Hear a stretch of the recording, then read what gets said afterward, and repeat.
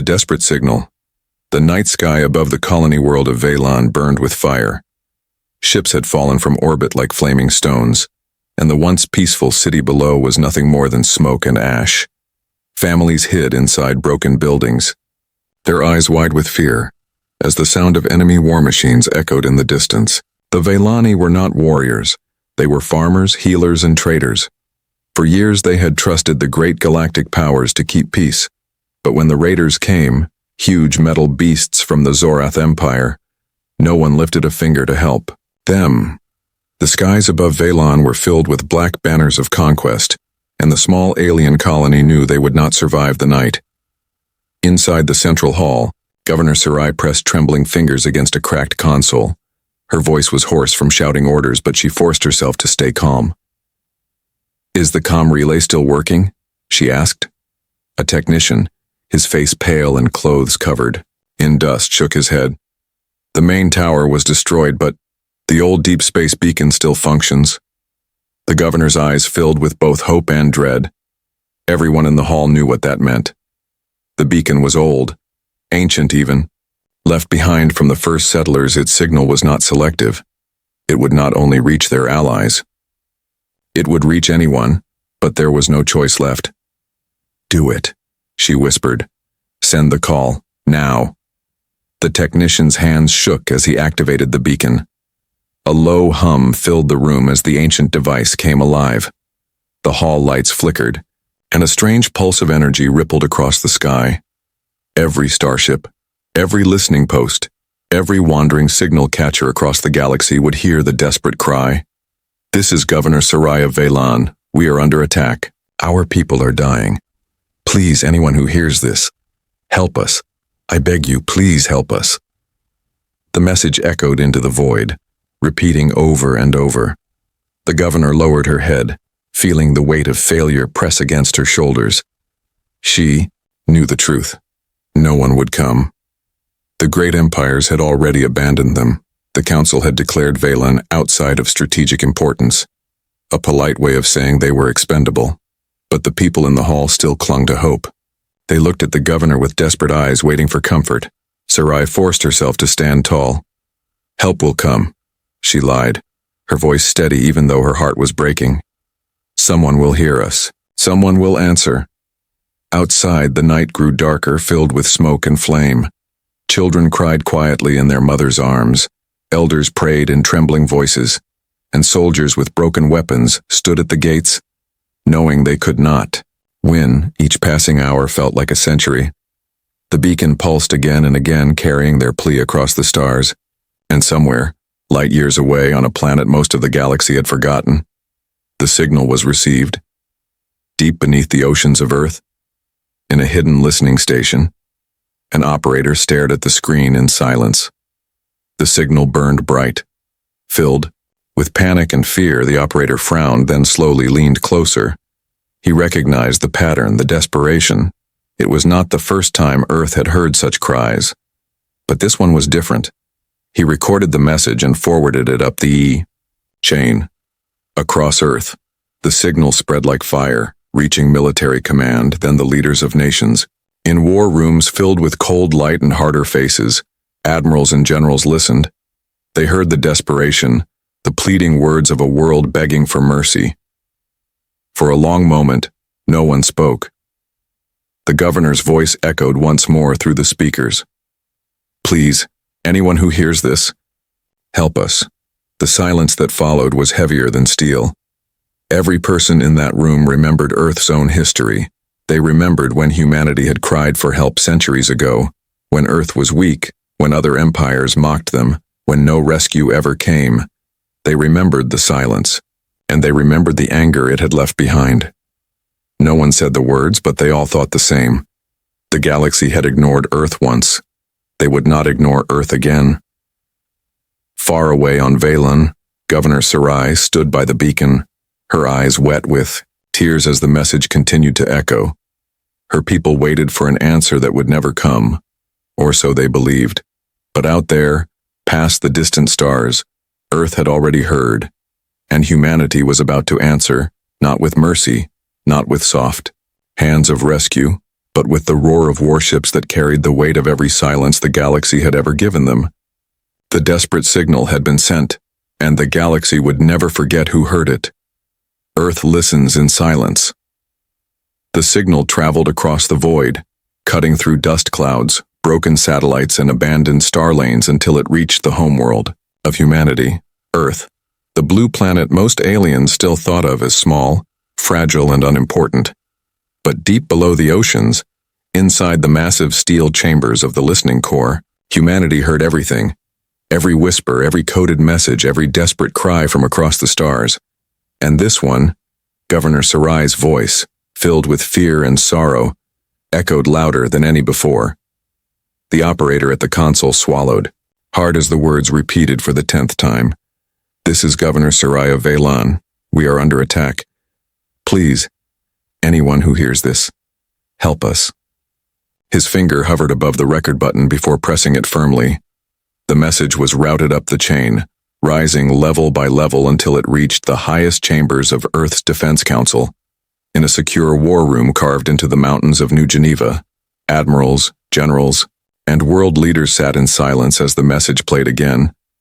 The walls glowed with tactical maps, the air heavy with tension. No one interrupted. No one looked away. They listened as the Velani begged for salvation, their voices trembling, their hope burning thin. When the message ended, the room remained still. Admiral Corvin leaned forward, his face lit by the pale glow of the screen. "They are under attack by the Zorath Empire," he said coldly. His voice had the calm of a man who had seen wars too many times before. "They are finished. By now their skies are already ash." A younger officer slammed his fist against the table. "Then why send this here?" he demanded, his eyes flashing. "It wasn't sent here," Corvin replied. "It was sent everywhere. An open call. Old, deep space technology. It went out like a scream to the stars." The room went quiet again. President Araya, her eyes sharp as blades, leaned back in her chair. They expected their allies to answer. They expected mercy, she said softly. Her voice grew colder. "They will receive neither." Around the table, commanders exchanged glances. They remembered Earth's own history.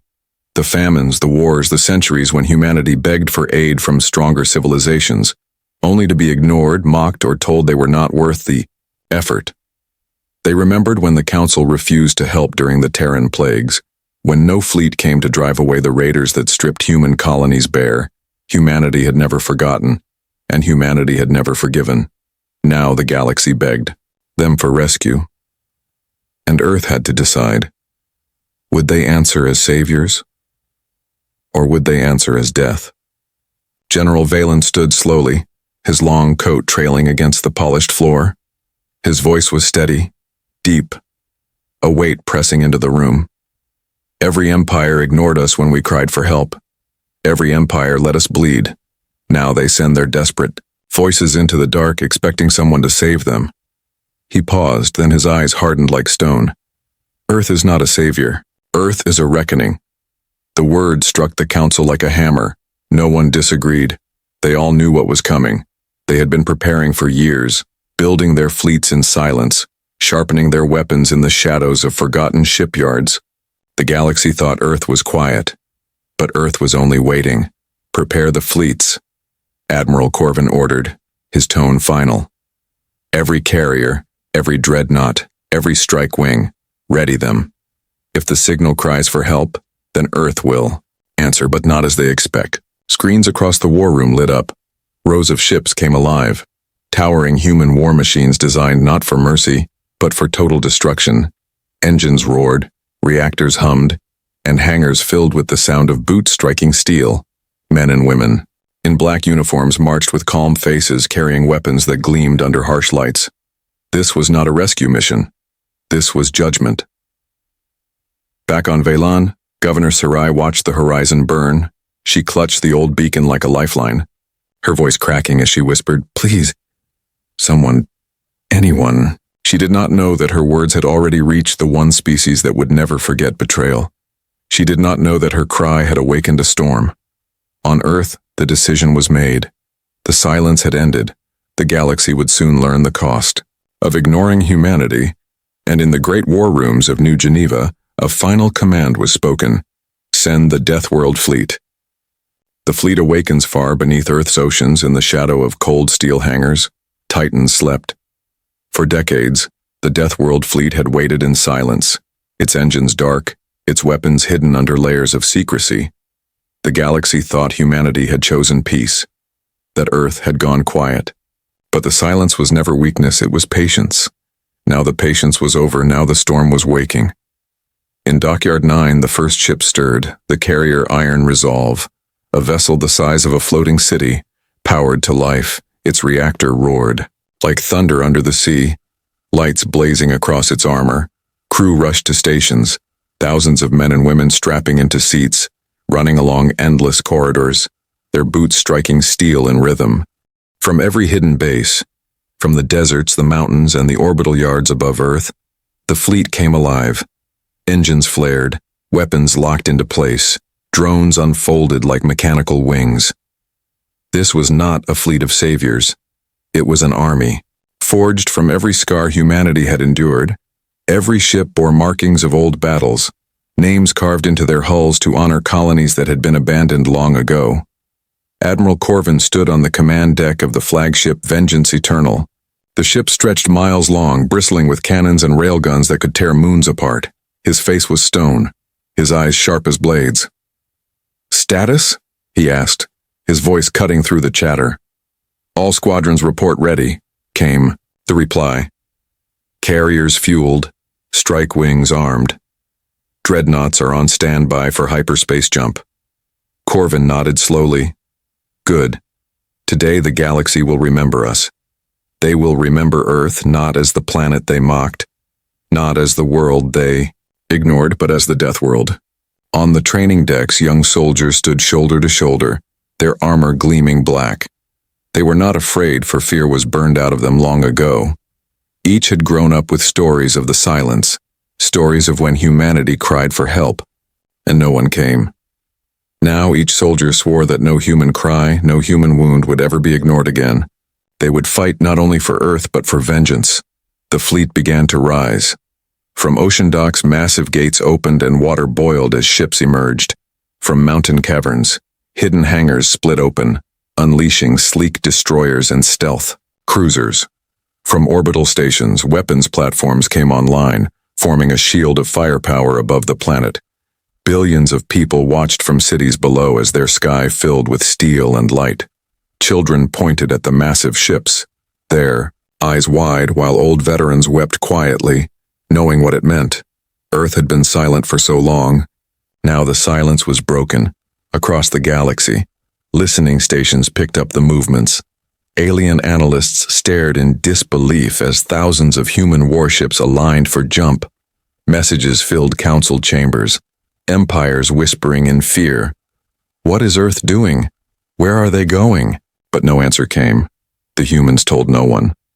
The humans did not ask permission. The humans simply prepared for war. On the colony of Velan, the people huddled together in ruins, unaware of what stirred beyond the stars. Governor Sarai clutched, her beacon, her heart breaking as the horizon burned brighter. She had sent her desperate cry into the void, but no answer came. She could not know that light years away, steel giants were preparing to cross the stars for her. Back aboard Vengeance Eternal, Admiral Corvin gave the final order. "Open the lanes, ready the jump engines, the Deathworld fleet moves." A low rumble shook the ship as hyperspace gates aligned. One by one, ships locked into formation, their engines glowing like suns, the comms filled with steady voices, soldiers reciting the oath of silence. When Earth cried, none came. When others cry, we do not forget. We answer not with mercy but with fire. The countdown began. 10, 9, 8. Corvin stood tall, watching as the stars outside stretched and blurred.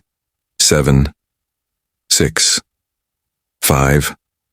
Let them see, he whispered. Let them all see what Earth has become. 4, 3, 2. The fleet vanished into the void, a storm of steel tearing across hyperspace, their destination, the burning world of Velan. Their purpose, not rescue but retribution, and as the stars swallowed them whole, one truth echoed across the war room of Earth. The Deathworld fleet had awakened, and nothing in the galaxy could silence it again. The first arrival. The skies above Velan glowed red. The Zorath fleet circled like vultures, their ships blocking. Out the stars, their war machines raining fire onto the colony below. Whole districts had been reduced to rubble, streets littered with burning metal and shattered lives. The colony's defenders fought bravely, but their rifles sparked uselessly. Against armored giants, each hour brought new screams, new shadows, new despair. Governor Sarai stood at the edge of the shattered command hall, her hands shaking as she looked at the beacon still pulsing. Its light was faint now, the machine too old, but it still sent her desperate plea into the void. No one had answered. No one ever would. Her people huddled behind her, families clutching each other, children too tired to cry. The governor's heart cracked as she whispered, "I promised them help would come. I promised." But even as she spoke, she no longer believed it. Then the sky changed. It began with a ripple. Strange distortions among the stars.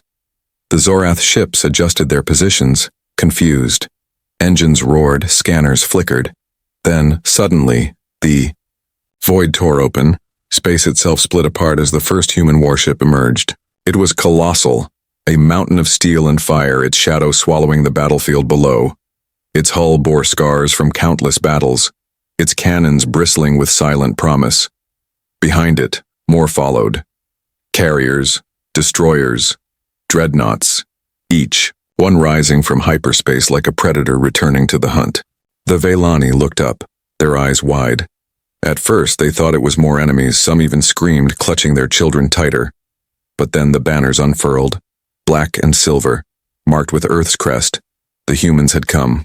Governor. Sarai gasped, her knees weakening. She could hardly believe what she saw.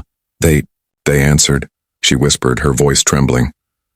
Her people turned to her, hope flickering in their tired eyes. Perhaps, finally, rescue had come, but the Zorath thought differently. Alarms blared across their fleet, captains shouting orders. No records show a fleet this size. Where did they come from? They're human ships, Deathworlders. Panic rippled through the invaders, for even the most arrogant of them knew the old stories. Stories of humans who fought like demons, who survived when no one else could. Admiral Corvin stood on the bridge of vengeance eternal, his eyes locked. On the burning world below, target their command ships, he ordered calmly. Make them understand. The first human salvo unleashed, railguns fired with the force of gods, tearing through Zorath hulls as if they were paper. Plasma lances split the night sky, carving holes into cruisers that had thought themselves invincible. The Velani below watched in awe as the predators that had hunted them for days were suddenly torn apart like fragile glass. But there was no call of comfort from the humans, no broadcast of hope, no gentle words promising salvation.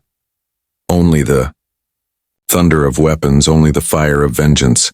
Governor Sarai's hope flickered again as she saw the devastation. She whispered, almost to herself, "Are they saving us? Or destroying everything?" No one could answer her. On the battlefield, the truth became clear. The humans were not rescuers, they were executioners. The Zorath fleet scrambled in panic, trying to regroup, but the Deathworld fleet moved with terrifying precision. Every formation was perfect, every strike devastating. Where the Zorath hesitated, the humans pressed forward. Where the Zorath retreated, the humans pursued without mercy. A Velani child, her face streaked with ash, tugged on her mother's sleeve as she pointed. Skyward. "Are they angels?" she asked softly, her eyes wide at the glowing warships. Her mother's lips trembled as she held her close. "No," she whispered. "They are something else." Back on the human flagship, Admiral Corvin spoke again. "Transmit to the Zorath." "Commander," he ordered. The comm officer nodded, opening a channel. Corvin's voice carried across the enemy fleet, deep and cold. "This is Earth. You were warned long ago. You ignored our cries. You mocked our pain. Now hear this. Earth, Does not forget, Earth does not forgive. The message ended, and silence followed. Then the humans fired again, harder, faster, merciless. Governor Sarai fell to her knees, torn between awe and terror. Her people cheered as the Zorath burned, but their cheers faltered when they saw the cold precision of the human fleet. These were not saviors who came with open hands, these were Deathworlders, and they had come to end, not to heal. Above Velan, the war raged on, but the outcome was already written. The Deathworld fleet had arrived, and the galaxy would never see the stars the same way again. The battle that shook the stars. The sky above Velan was no longer dark. It was alive with fire, streaks of plasma, and railgun slugs tearing across the heavens. The Deathworld fleet had entered the battlefield, and every Zorath ship now fought not for conquest but for survival. From the ground, the Velani stared upward, their fear mixing with awe. Massive human carriers glided like silent mountains, launching wave after wave of strike craft. Sleek black fighters cut through the Zorath like knives through cloth, weaving between blasts of energy, striking engines, detonating fuel lines. Every explosion shook the land below, rattling bones and shattering windows. Governor Sarai stood. On the balcony of the ruined hall, her people gathered behind her. She whispered in disbelief, This is not rescue. This is war." And she was right. The humans did not fight to shield. They did not fight to save. They fought to destroy. On the bridge of the flagship, Vengeance Eternal, Admiral Corvin's voice was calm, steady. "Target their command cruiser," he ordered. "Do not stop until nothing remains." The gunners obeyed. A colossal railgun shot tore through space, punching a hole clean through the Zorath flagship. The explosion lit the sky like a second sun, pieces of burning metal raining down on the battlefield below. The Deathworld fleet did not cheer. They simply moved to the next target. The Zorath screamed over open comms, "They're tearing us apart. Fall back, retreat." But retreat was impossible. Every escape lane was already blocked by human ships, their formation flawless, unbreakable. Wherever the Zorath turned, Earth was there, waiting with fire. Down on Velan, children pointed to the heavens, their small voices trembling. "Are they winning?" The elders shook their heads slowly. "No, they are ending." The humans fought like predators born from fire. Their ships did not hesitate. Their soldiers did not fear. Strike wings dove directly into enemy formations, shattering cruisers from the inside. Boarding parties breached hulls. With brutal efficiency, storming corridors with rifles blazing, every movement was precise, every kill deliberate. On the ground, Velani defenders dropped their broken weapons, staring as Zorath giants, machines that had slaughtered them for days, suddenly stumbled and fell, struck by human fire from orbit. The battlefield turned. For the first time in weeks, the colony heard the sound of Zorath screaming in fear. Instead of Velani screaming in pain, Admiral Corvin's voice came again, cold and final. "Do not let them surrender. Do not let them flee. The galaxy must remember this day." The fleet obeyed. Even as Zorath ships tried to power down weapons and flash surrender codes, the humans fired.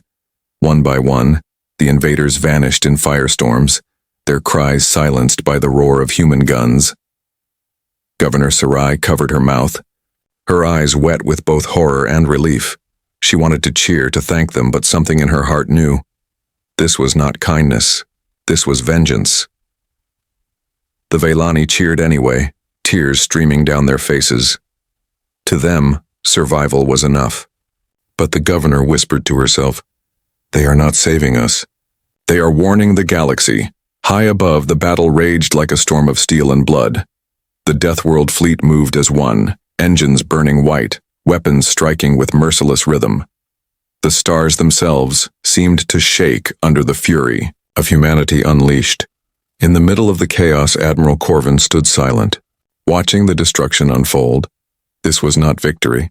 It was message, a message carved into the void with fire and steel.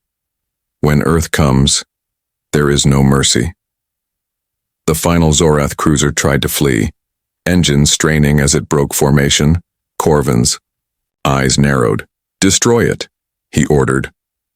A barrage of railgun fire ripped through the fleeing ship, its core detonating in a blinding flash. When the light faded, only wreckage remained, and just like that, it was over. The Zorath fleet was gone, reduced to ash and silence. The battlefield above Velan was littered with debris, glowing wrecks drifting aimlessly. The Deathworld fleet stood untouched, their black hulls gleaming against the burning sky. On the ground, the Velani wept with joy and fear. They had been saved, but not by gentle hands. They had been saved by something far more dangerous. By the Deathworlders. Governor Sarai sank to her knees, her body trembling. She looked up at the sky and whispered, "What have we called down upon us?"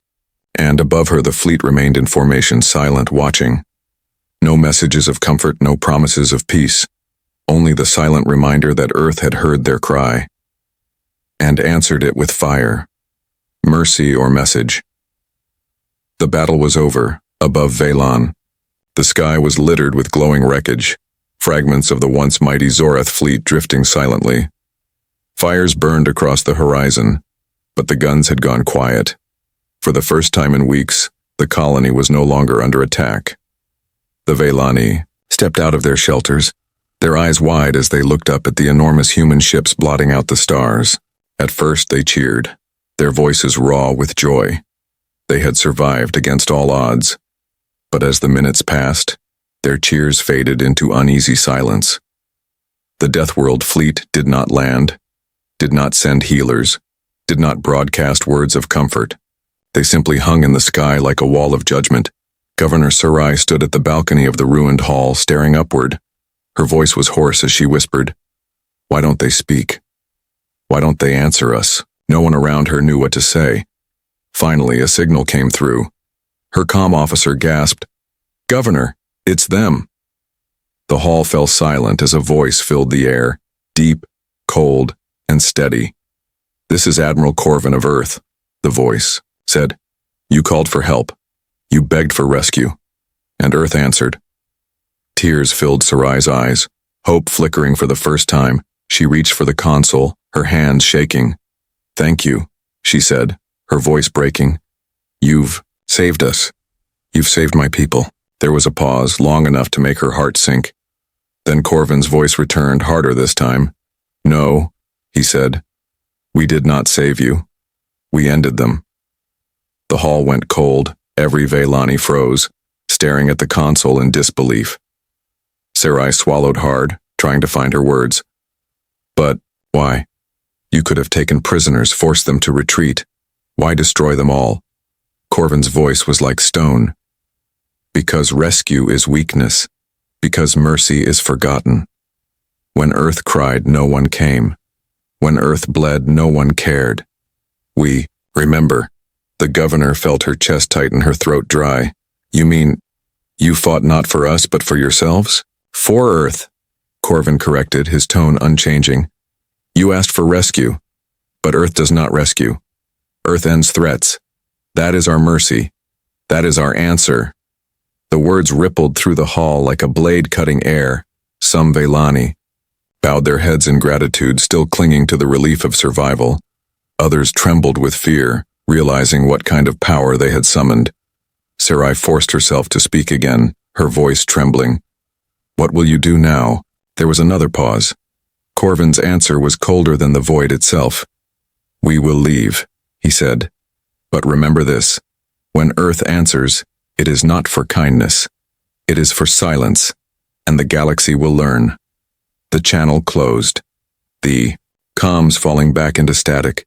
The governor stared at the console, her hands weak, her heart pounding. She realized the truth. They had not been rescued. They had been spared.